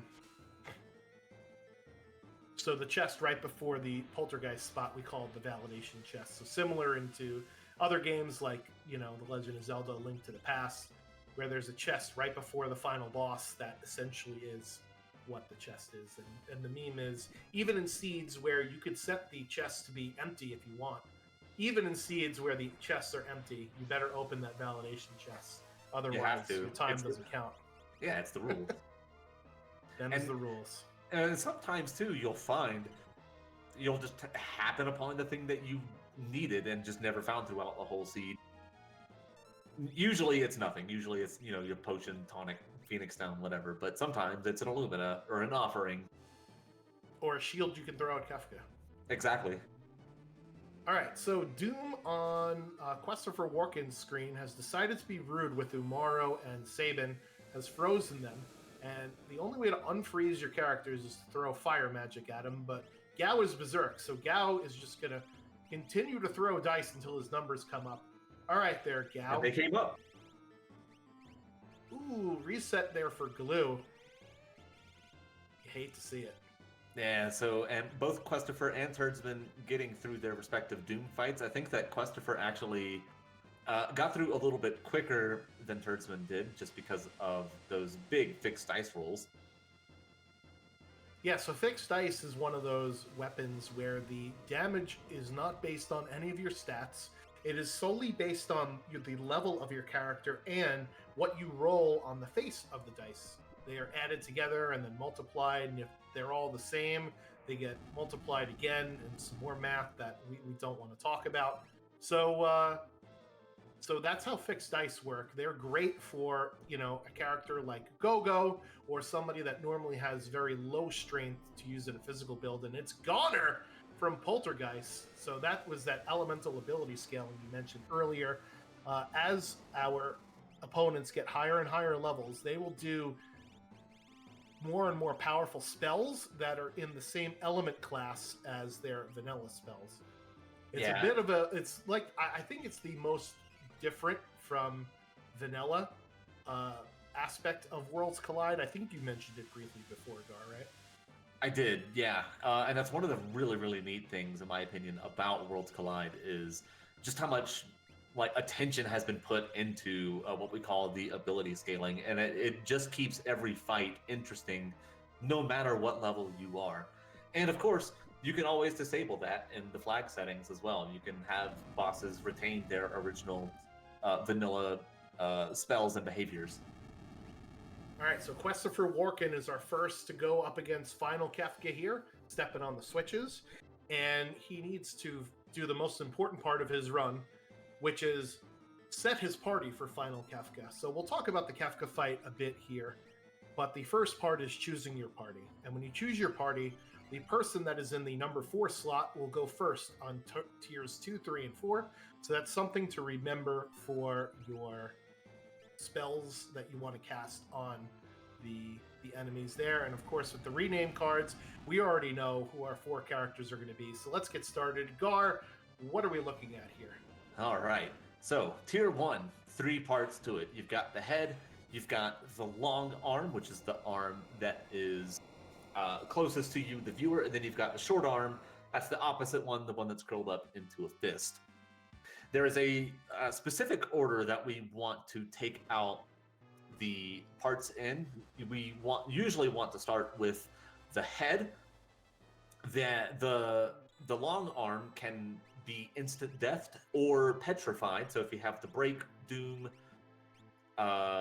X-zone spells, those will allow you to kill that arm instantly.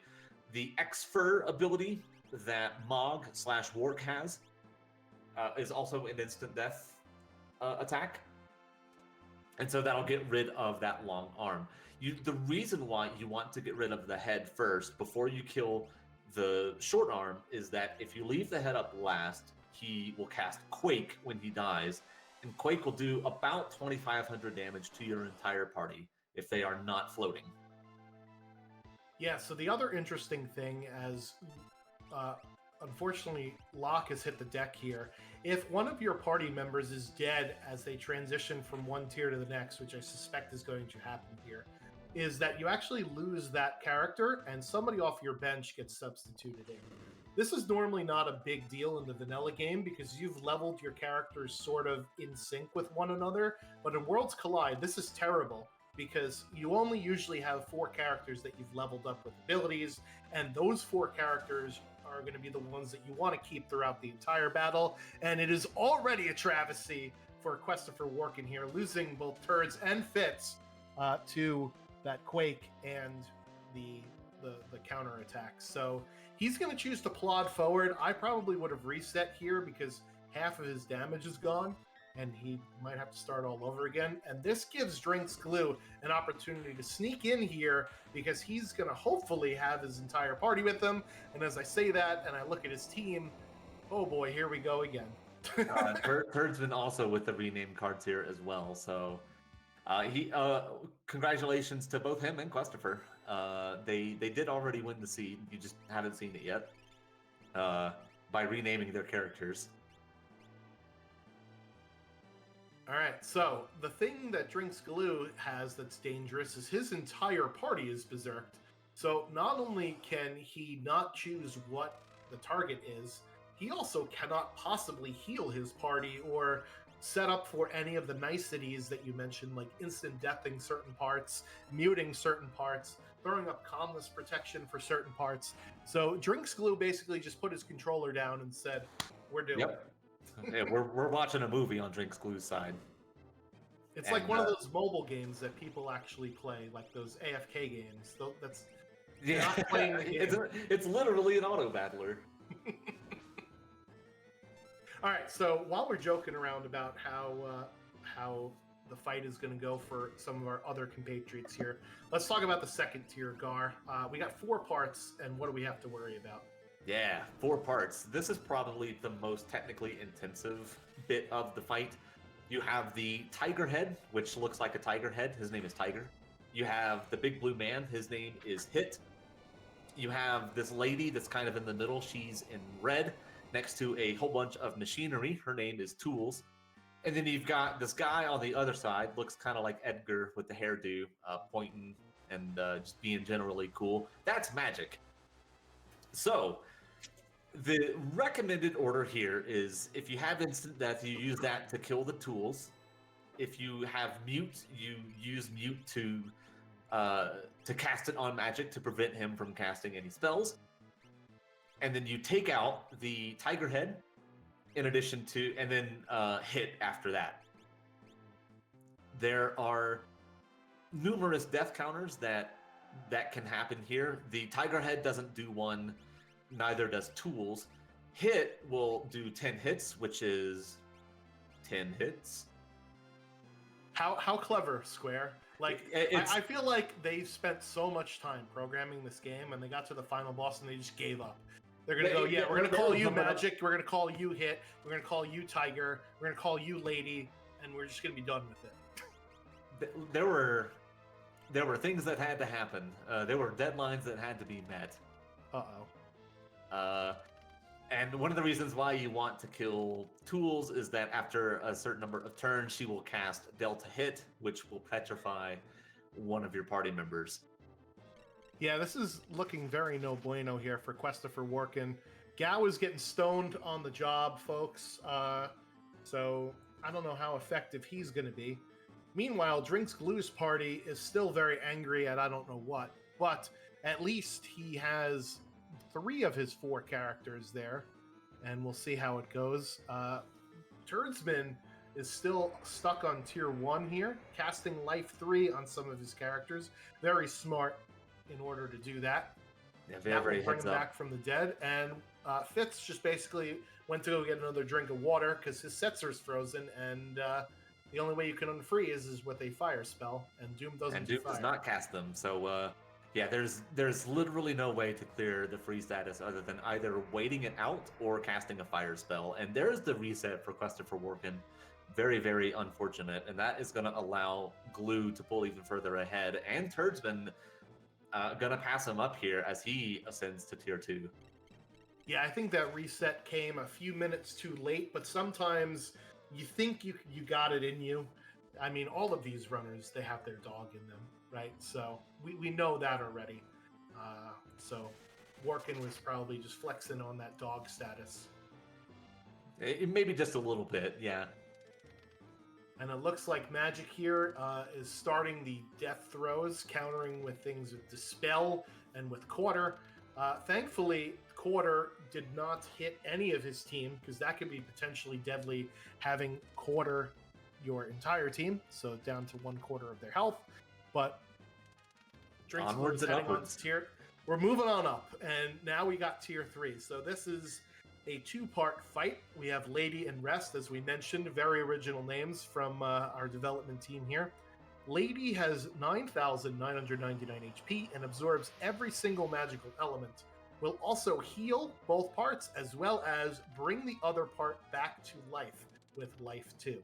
So it's imperative that we take care of Lady first, and then next is Sleep.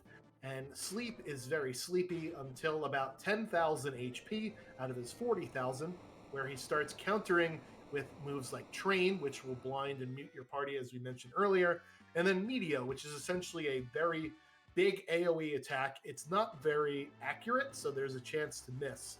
However, it is very deadly, and out here comes Train. So we'll potentially see damage. Yeah, we'll potentially see Gao swing and miss here unless he's got the right spell. Meteor coming out is not going to be a problem at this HP total, and since Gao has the fixed dice, well, the blind status doesn't really matter here. And there's going to be up to 2 instances of the Calmness Death counter, and the first one gets blocked by Gao. And Can't dodge the second one though. No, the Wild Child goes down, and it's up to Locke and Yeti for Final Kefka. So why don't you talk to us a little bit about Final Kefka here? Absolutely. Final Kefka, 62,000 HP. He is mean. So, as you might know, if you don't do enough damage in the first little round of attacks here, he will cast Fallen One on your party. That sets everyone to 1 HP. Once you get him past that point, he can start countering moves. He'll start countering all damage with things like Hyperdrive, which will one-shot a character, or Havoc Wing, which will one-shot a character. Eventually, he will charge up a spell called Goner. You'll know when it's coming, because it says the end comes beyond chaos. There goes all of Locke's damage, which is a little unfortunate. Yeah, and of course, one of our lovely staff, CS Radical, asking in chat, so is Glue in trouble with this setup? And the answer is yes, because 100% yes. Kefka will cast Fallen One unless you do 30,000 HP worth of damage. And he probably would have done 30,000 HP worth of damage if he had 3 characters, but with only 2 of them, he couldn't get past the Fallen One threshold there. And that is a unfortunate reset. So that vaults Turdsman into the lead. What a back and forth here, Gar. Yeah, this is excellent. This is what we love to see. And look at the name scheme there. NAMI.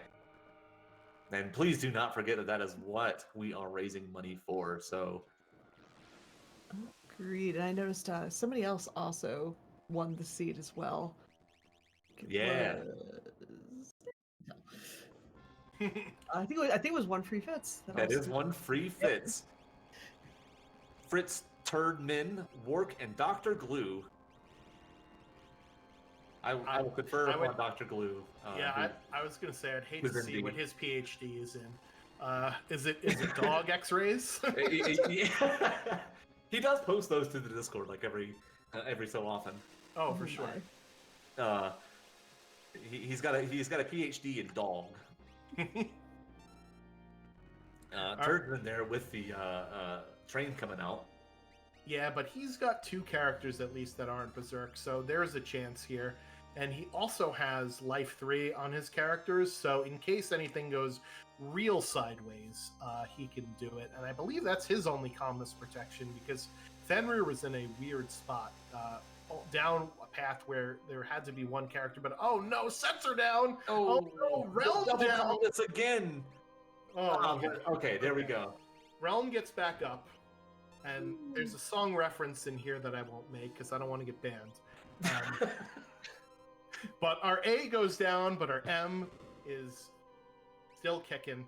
3 out of the 4 party members here for Final Kefka. Now we'll get to see if the clown finally goes down here for Turdsman. Meanwhile, we're all on tier 1 for the rest of our crew, and we'll see how they do. Yeah, Locke is dead again.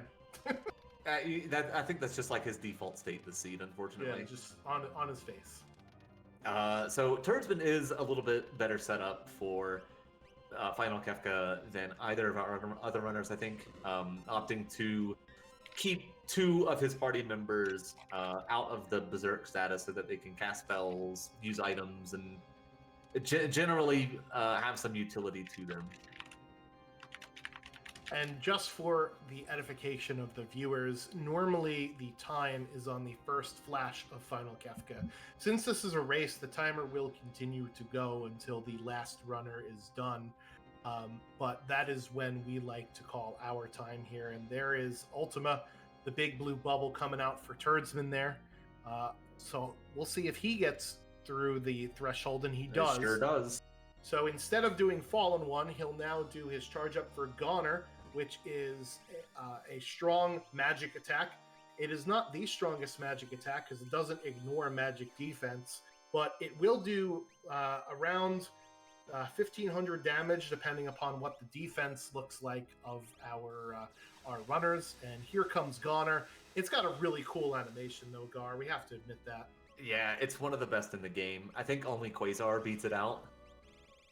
I think Quasar, it's the audio plus the visual. You get that really throaty bass when the stars come out. Yeah, it's really cool.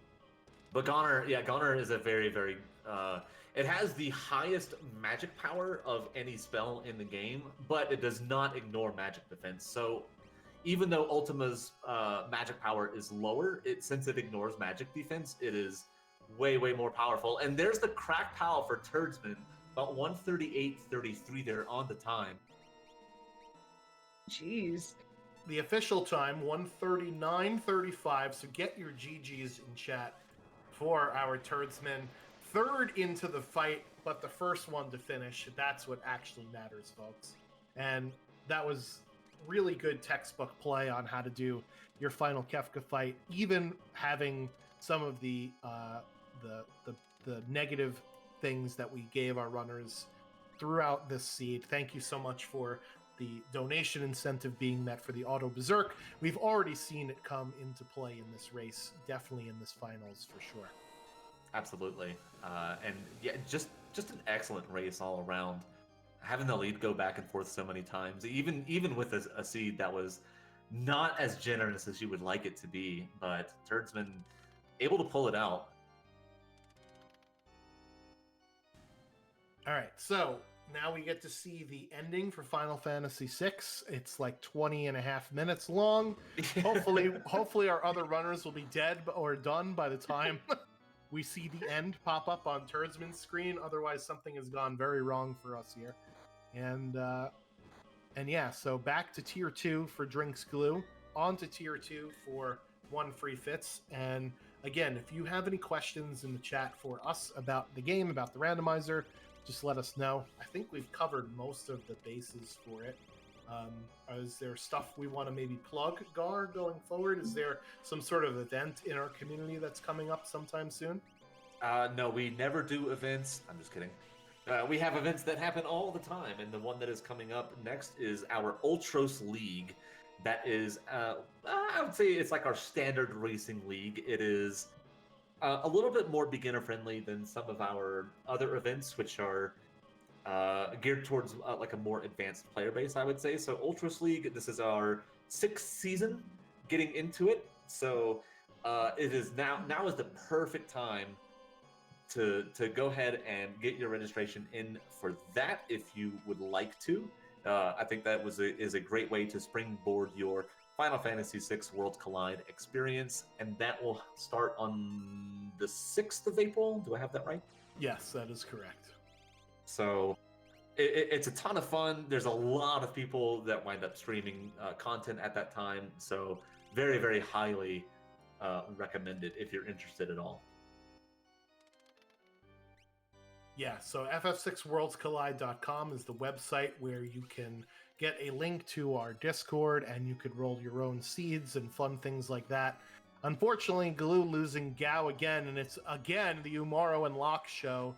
Does he have enough damage to get past the Fallen One stage?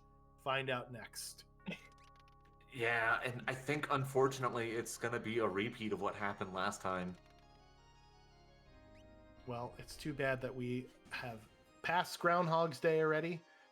Let's see if we can get ourselves out of this situation.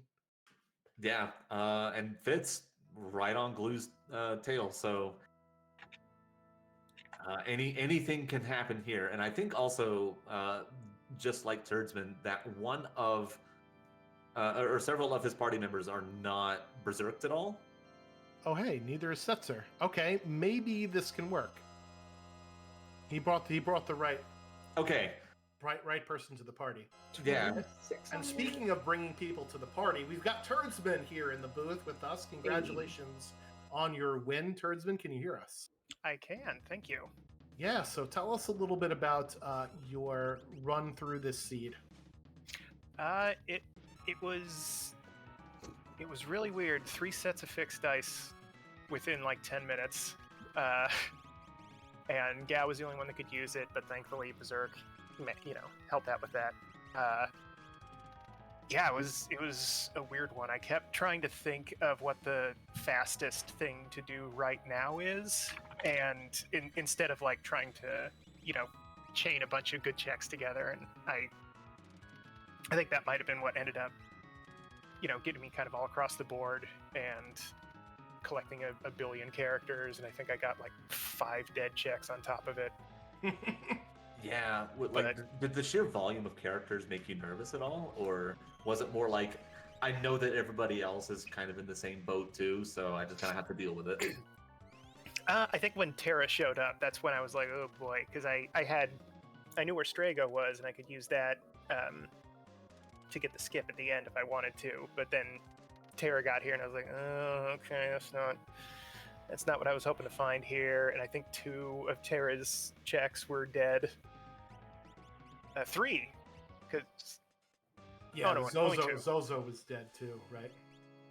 Oh yeah. And then the Aura Lance that the little girl, the Aura Lance that right, yeah. The children are worshiping a spear. By the way, Drinks Glue also finished 143.58, and I think Fitz is done as well. 145.07. So get your GGs in chat for those two. So we'll give you 2 more questions, Turdsman, and we'll move on to the next one. What's one thing that you did during this run that you want to do for the upcoming Ultros League, and maybe one thing you want to do better or learn from this particular run? I'm really proud of myself for not picking up 100 million chests. I normally get really greedy, and I want to pick every single one because that's why you play in RPGs. You like to get items. So I'm proud of myself for not ending up with like 100 plus item checks at the end of this. As far as do better, I definitely need to spend more time like getting routing just in general. Like I was happy with what I did in the beginning. I was a little selective about which towns I went to go loot through, but once I got sort of into the middle, I had an abundance of characters. I was making whichever I was choosing the checks that were the fastest at the time. Like I would go to, which one was it? The Narsh Cave, that's right, with Locke's check. And that turned out fine, but there were probably some better, combos that I could have done. Yeah. Well, that's always the interesting question, right? Is do you go to the checks that you think are the fastest, or do you leave those for later because they are fast, right? That's one of those philosophical meta questions of running a seed, right? So Yeah, like I ended up not Exactly. doing underneath Figaro Castle, for example, because I just, it would be that's 2 checks and a dragon. That's really worth your time. But I wanted more stuff now, I guess. yeah. Any other questions for Turdsman Gar? I just have one. Mhm. Sure. All right. So obviously you had that dog in you, right? What if you had to guess, or maybe you know, but what type of dog specifically did you have? Courage the Cowardly. Perfect. Yeah, A plus. But I in have no notes. but in that fugue state where he's carrying the grandma over his head and he's just like evading everything. Of course. I look embarrassing, but I did it. Very nice. Any Awesome. other last thoughts, Turdsman, before we let you go? No, just thank you to Randomania for hosting us and for raising a bunch of money for the the National Terra of Mental Health. I I was so bummed out when that happened. I thought he had it like 3 anyway. So yeah, It's big all thanks good. to Randomania for holding this, and thanks to you guys for commentating. Thanks to Asuka for pressing buttons behind the scenes. I'm always This one's happy to be a all part of the Daphne's. well, I'm just thanks to talking. him too. I'm always happy to be a part of the charity streams. It feels good. Well, we appreciate you being on here and putting on a terrific show for us. So once again, congratulations on your first place victory, and I guess we'll talk to you later. All right, thank you very much. All right. So we also have Drinks Glue, who is finished up as well. So thank you, Drinks Glue, for running. Tell us a little bit about your particular seed, and again, one thing that you would do going forward into your future Ultras League runs, and one thing you want to avoid that you did in this run. I think going forward, I'd really like to avoid finding 13 characters, because that is not the norm. If you find 10, or if you find 9, you had a really bad time. If you find 10, that's unbelievable. If you found 11, I wouldn't believe you. If you found 12, now I know you're lying. But when you come across 13, like that was very impressive. We found them all actually I knew as soon as I took that as soon as I across saw all that runners. cyan. Yeah. Celeste had to be behind Cyan because I was like, I'm not taking Cyan because I know I'm going to immediately run into Celeste. I'm going to Yep. find Mount the unicorn Zozo. of 14 characters. Yep. I well, I probably wouldn't have went there, but if she was behind Doma Siege, I would have been that would have been awkward. But, So obviously, you were the people's champ this seed, keeping the Yeti, not bothering to unberserk any of your characters. Did you plan that from the start, or was that something where, like, you got into the seed and you were like, you know what, I'm going to do something cool? I had that plan all the way back in 1986, actually. Nice. The moment I was born, that was the plan. All right, I'll talk to you about that later. I have questions, but Of course. No, when as soon as we had the Yamaro start, I wasn't going to take Yamaro out.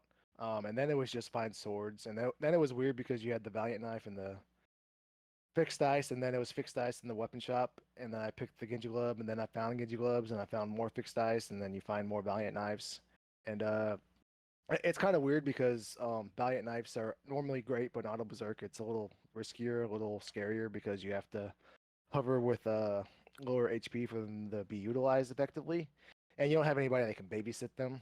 If I'm not going to unberserk a character, so that's why I only had one, even though I think I had 3 characters that could wield them at a time, and I had plenty to go around. Yeah, that's an interest. It was interesting having all of the randomness associated with it. Gar, you have any other questions for Glue? just the same one that I asked Turdsman. What's that dog in you? Oh, it's in there. Me and my doctor were talking about treatment plans, but the dog is definitely in me. We're looking at some medications to take care of it, but it is an enormous amount of dog is always in me. Of course. Well, best of luck with the treatment. I hope it all goes smoothly for you. Thank you very much, and then thank you to Randomania, and then obviously to Asuka as well for putting up with our shenanigans and our nonsense and hosting us. We really appreciate it. So Because we like it. thank you so much, Glue, for volunteering to run. Can't have the races without the runners. And I forgot to thank Thursman for stepping in last minute. Huge up to him. We literally wouldn't have this race without him, or it would be 3 people instead of 4, and it'd get weird because nobody likes 3. 4 is a much better three is a number, right? weird number. Yeah. Speaking of weird numbers, we have Christopher Warkin in the booth with us as well. So what's going on, Quay Wark? You won the seed, actually, first person to use the rename cards. So big up to you, Play. Good sir. Tell us a little bit about your run and something you want to carry forward into future runs and something you'd rather not do ever again. So I was sitting here going into Final Kefka and nobody had finished yet, and I'm sitting here thinking, what the heck? What's wrong? This doesn't happen. And then Final Kefka smacked me and smacked me and smacked me and smacked me and said, "Don't you ever do that again, bad boy." And it sucked. But no, at the beginning of the season, I'm like, okay, here's Genja gloves, here's fixed dice. I'm sitting here thinking, okay, I'm gonna sell these fixed dice for a weapon for Yumaro. I'm like, wait, here's another fixed dice and another fixed dice and a Genja glove and an offering, and okay, I guess here's my offense.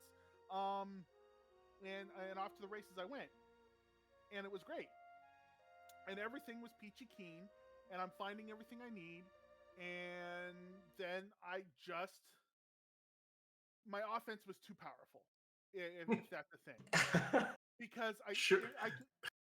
That's like when an interviewer asks you what's one bad quality about yourself, and you always like do the self-deprecating answer of I fixate on things too much. I won't stop until I get them done. It's bad. Yeah. It's a non-answer. Yeah. No, but my offense worked against me on Final Kefka. Because if you were watching, I could not keep my people alive past tier 1. I just couldn't do it because I couldn't control it. So I don't know if I wasn't high enough level. I guess you should just thank the people that donated for making it Auto Berserk. Thank you, donations. Appreciate it. Auto Berserk wasn't a problem until that point. Yeah. Yep. So, That's a scary part of any seed, really. yeah, I mean, statues weren't an issue, bossing wasn't an issue at any point in the seed. Half the time it was, Gal in Octo Cabin, and poof, they're dead. It was glorious. And then Final Captain. So I don't know. Like I said, I don't know what the solution was, but I tapped because I didn't want to hold up the Sounds good. Gar, any questions before we wrap it up here? All right. The dog. Tell me what it is. The dog that's inside you. Pomsky. We talked about this prior to the seed. We talked about the Pomsky, the combination. Right on cue. There it is. Right on cue. The dog is now out of him. Impeccable timing. I can't go anymore.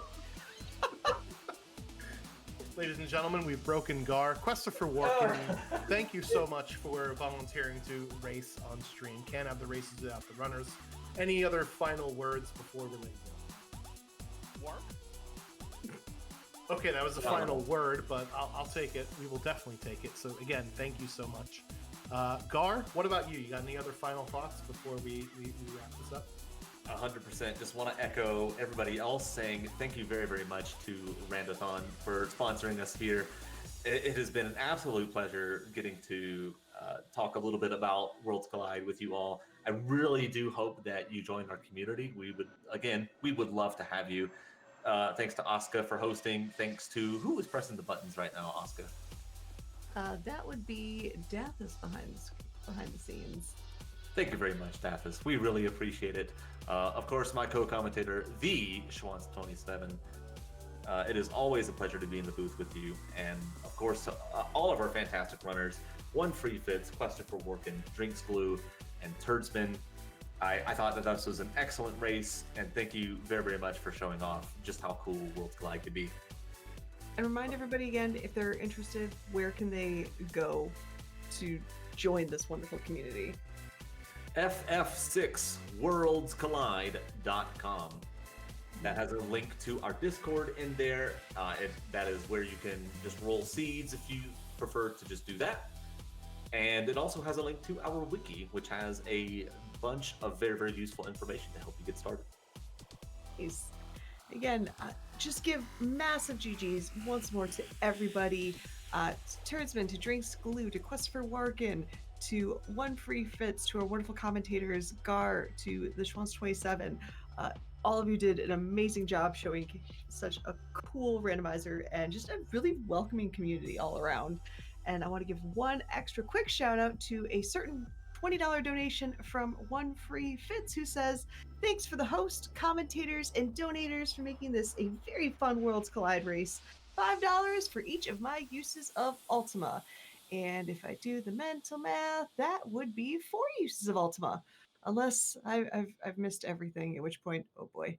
It was But really 389. Doing Ultima math on casts. stream is always a no-no. It's a day. It's I like to live dangerously. What can I say? But sit tight. We are going to be getting ready for our next one, which is going to be Dicey Dungeons, the Halloween episode, and a Warrior All Fights run from Selkuth Mine. So sit tight, and we'll be back shortly.